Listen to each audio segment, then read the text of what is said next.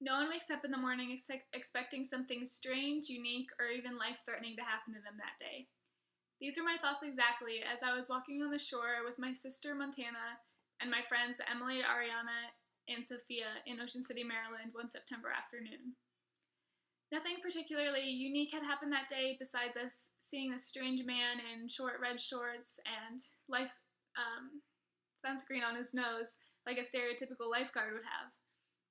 Except he wasn't a lifeguard, he didn't have the white cross on his shorts like they normally would. So we kind of disregarded him after a while. And it was a beautiful day, bright blue skies, sunny, 75, and we decided to go into the ocean because why not? We were getting hot and it looked very appetizing at that moment. So we started to wade in after talking a little bit about our events later that week.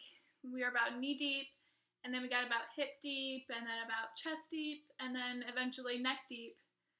And then once we realized we were about neck deep, we realized we couldn't touch.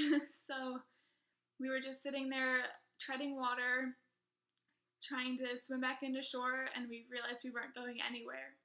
None of us could swim anywhere. It was like we were swimming on a treadmill and you just stayed in the same spot, but you were pushing as hard as you could, using up all your energy.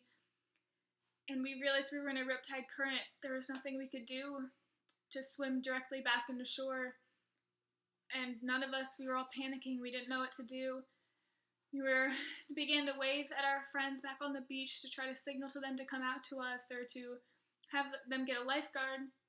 And I saw my mom. She was about ready to get into the ocean and swim after me. But then that lifeguard, or the man in the red shorts, came up to her and told her, no, don't go in the ocean after her. If you're panicking, she'll panic, and then you'll both possibly drown. So she had to go past all of her motherly instincts and had to stay into shore and wait for someone to come to help. All I can taste in my mouth at this moment was just salt water and fear, and I could see it in the eyes of the girls that were out there with me too. They were all terrified. Sophia was a pretty experienced swimmer, so she tried to swim in and eventually got past the riptide current and was able to go in. I started to piggyback on my older sister because she was making some progress when I had made no progress at all.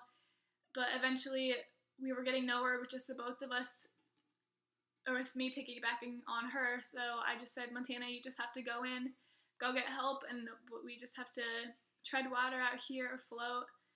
And after a while I did realize that I just had to float. I couldn't exert any more energy.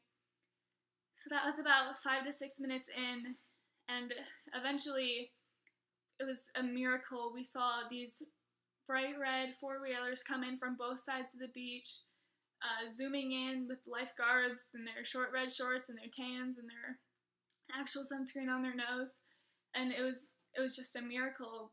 There were no lifeguard stands for at least a half a mile to a mile on either side of us, so we had no idea where they came from. They just showed up.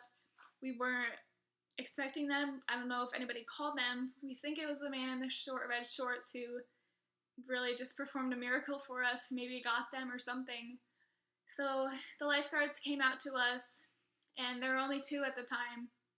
So since there are 3 girls, we waited for another one to come out once the one hooked up flotation devices to us so we could have a lifeguard per person so it would be safer for us to get in. So once we were all hooked up, they took us in slowly but surely. They were super casual about it while we're sitting here freaking out.